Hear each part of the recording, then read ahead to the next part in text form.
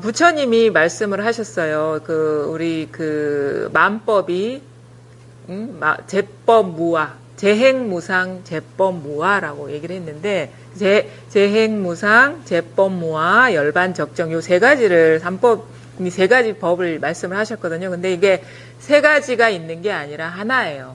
그러니까, 재행무상이 곧 제법무아인 것이고, 제법무아가 곧 열반적정인 것이죠. 그래서 재행무상이라고 하는 것은 모든 행위, 모든 움직임, 모든 행위, 그거는 내 개인의 어떤 행위뿐만 아니라 온 우주의 움직임, 모든 행위가 변화가 무상하다, 항상 하지 않다라는 거예요. 항상 하지 않다. 이게 진리인 거죠. 그러니까 항상 하지 않다라는 것은 정해진 무엇이 없다라는 거예요. 변하지 않는 것이 무상이라는 건 없을 무자에 항상할 상자거든요. 그러니까 항상한 것이 없다, 영원한 것이 없다라는 것은 정해진 법이 없다라는 거예요. 정해진 것이 없다라는 것. 그리고 제법무아라는 거는, 제법이라는 거는 제가 이제 모두 제자잖아요. 모든 법, 그러니까 모든 것이에요. 모든 것. 법이라는 것은 우리말로 것에 해당되는 거거든요. 모든 것은 무아이다. 나라고 할 만한 게 없다라는 것은 우리가 산하대지 우리가 분별할 수 있는 모든 것이 있거든요. 그것이 내가 없다라는 것은 이렇게 얘기할 수 있죠. 하늘이지만 하늘이란 게 없고, 땅이지만 땅이란 게 없고, 뭐 사람이지만 사람인 게 없고, 나이지만 나인 게 없다. 그게 무아거든요. 우리 무아 그러면 나만 없다라고 우리가 쉽게 이해를 하는데, 말 그대로. 근데 무아라고 그러는 건 실체가 없다라는 거예요. 그러니까 모든 것, 나를 포함해서 이 세계의 모든 것이 실체가 없다. 환상과 같은 것이다. 그것을 이제 자세하게 풀어 쓴 게 금강경입니다. 금강경은 모든 어떤 실체성을 부정하거든요. 다 이름일 뿐이다라고 얘기를 하거든요. 이름일 뿐이다. 이름일 뿐이다라고 하는 거는 그 정해진 무엇이 없다라는 거예요. 산도 이름일 뿐이고, 땅도 이름일 뿐이고, 나도 이름일 뿐이고, 법도 이름일 뿐이고, 깨달음이라는 것도 이름일 뿐이고, 법이 없다라는 것도, 비법, 법이 아니라는 것도 이름일 뿐이다. 그건 뭐냐? 우리가 이름이라는 거는 그냥 실체가 정해진 그게 있는 게 아니잖아요. 이름은 다 바꿔 달 수가 있는 거잖아요.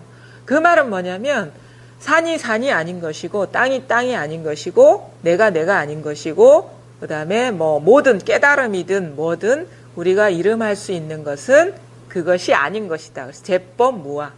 그러면 자연스럽게 열반적정이 되겠죠. 열반적정이라는 건 아무것도 없는 그 고요함을 말하는 거거든요. 그러니까 재행무상이 곧 열반적정이고, 제법무아가 곧 열반적정이지 따로 열반적정이라는 게 있는 게 아니에요.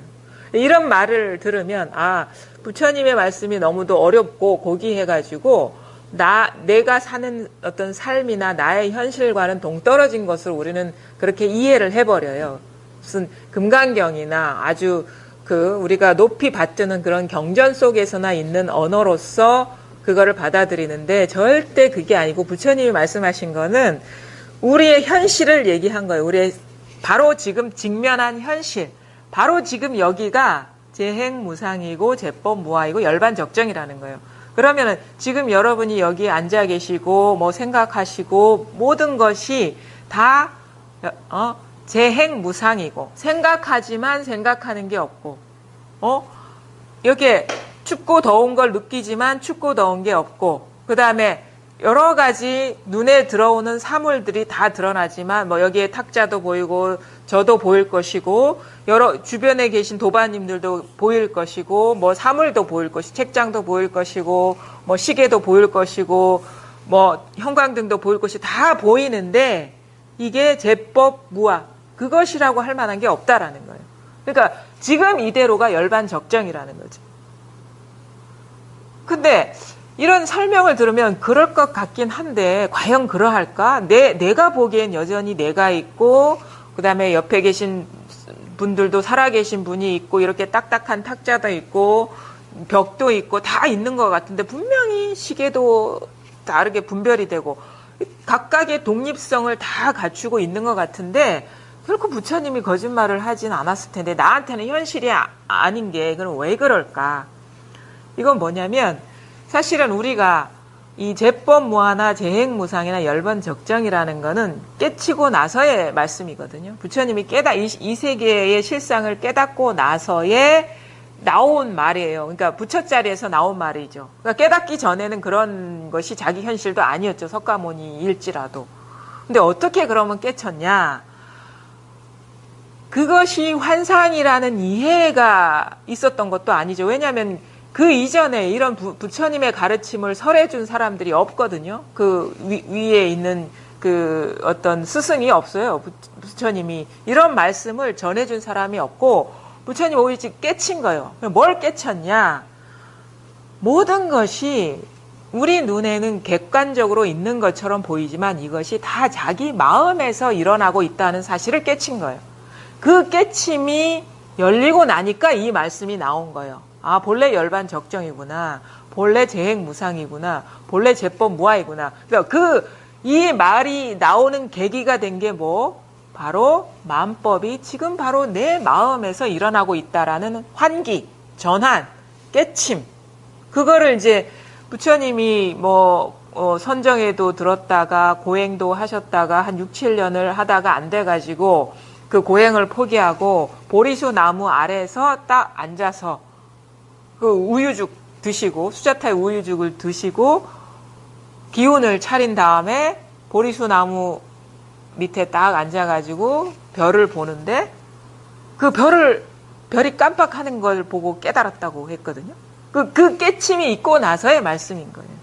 그러면 분명히 우리도 별을 보잖아요. 별을 보고 별만 봅니까? 모든 거를 다 보는데 왜 우리는 깨치지 못하고 부처님은 깨쳤을까를 보면은 부처님은 별을 보는데 별을 본 것만이 아닌 거예요. 뭐를 봤냐면 자기 마음을 본 거예요. 별이 저 하늘에서 빛나는 게 아니라 자기 마음에서 빛나고 있다는 것을 깨친 거예요.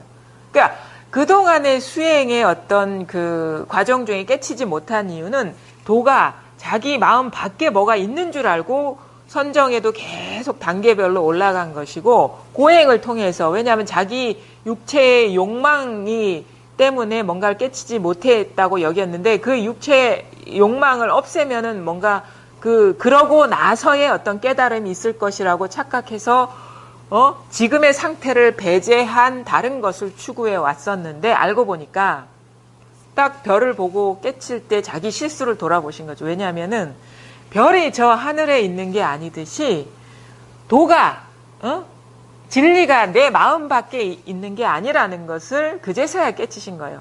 그러니까 마음 밖에서 뭔가 도를 구했던 자기 실수를 돌아보게 된 거예요. 그러면 그 깨침은 뭐냐면 도를 닦아도 내 마음 안에서 일어난 일이고 고행을 하더라도 내 마음 안에서 일어난 일이고 별을 보더라도 별이 내 마음 안에서 반짝이고 있었다는 일을 보신 거예요. 그러니까 이거는 사실은 선정 수행을 할 때나 고행을 할 때는 깨치지 못할 때거든요. 그러니까 깨치지 못할 때나 지금 비로소 깨쳤을 때나 뭐가 달라진 건 없어요. 단지 착각에서 벗어났다는 거죠. 내 마음 안에서 다 일어나고 있었는데 이전에는 그 드러나는 사물들이 밖에 있다고 여겨서 그 밖에 있는 마음에서 일어난 것인데 그림자와 같은 것인데 뭔가 밖에 실체가 있는 것으로 여겨가지고 그거를 우리가 저 밖에 나 밖에 남이 있듯이 나 밖에 도가 있다라는 것을 생각을 해서 그걸 찾으려고 했다는 자기 실수를 돌아본 거예요. 근데 알고 보니까 내 마음에서 모든 것이 일어나고 있었다는 거예요. 그거를 깨치고 나니까 근원이 나 자신이고 모든 것의 근본 바탕이 나의 본래 이 깨닫기 전이나 깨닫고 나서나 변함없는 내 마음에서 일어난 거라면 드러나는 것이 실체가 있는 게 아니라는 것을 정확하게 보시게 된 거예요. 그래서 재행무상. 마음 안에서 모든 것이 펼쳐지는데 그게 마음에서 드러난 행동이 됐든 물건이 됐든 생각이 됐든 느낌이 됐든 설사 뭔가 어떤 깨달음이 됐든 또 깨닫지 못함이 됐든 그게 실체가 있는 게 아니라는 것을 분명하게 보신 거죠.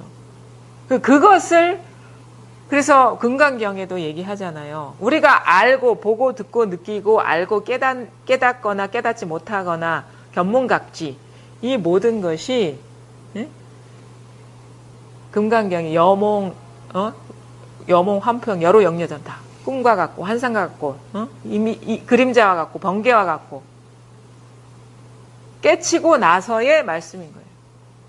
근데 그러니까 뭐가 먼저냐면 금강경을 이해하거나 알아듣는 게 그게 문제가 아니에요. 그거는 누가 가르쳐 주지 않아도 자기 마음을 깨치면 저절로 소화가 되는 것이고 그 다른 사람의 마음에 대한 얘기가 아니라 다른 사람의 삶을 얘기하는 게 아니라 내 삶을 얘기하고 있다는 것을 분명히 보게 되는 거예요.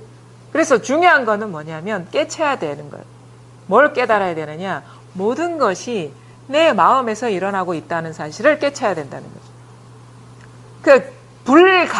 우리가 깨닫지 못하면 온갖 분별이 객관적으로 실체가 있는 것처럼 느껴져요. 그거는 어쩔 수가 없어요. 그래서 뭐 연기, 12연기도 그렇게 처음이 무명부터 시작됐거든요. 여러 가지 인과법에 따라 일어나는 분별들은 무명부터 시작되는 거예요. 그러니까 받지 못함, 실상에 대한 받지 못함에서 일어나는 거죠. 그리고 불각, 깨닫지 못함에서 사실은 모든 게 따로 있는 것처럼 여겨지는 거예요. 그래서 평등한 본래 마음, 평등하면서도 마음법을 드러내기 때문에 모든 것을 다 아는 마음, 모든 것을 밝게 비추는 이 마음, 요거는 저나 여러분이나 석가모니나 아니면 역대 조사나 선사들이 다 평등하게 갖고 있는 거예요. 요 한 마음을 깨쳐야지 우리가 부처하고 동등한 자리에 서는 것이고, 그리고 이 한 마음이, 이 마음이 이 세계의 실상인 것이고, 이 마음 세계로 이루어진 세계가 실상인 것이고, 요것이 나의 진짜 모습이라는 거죠.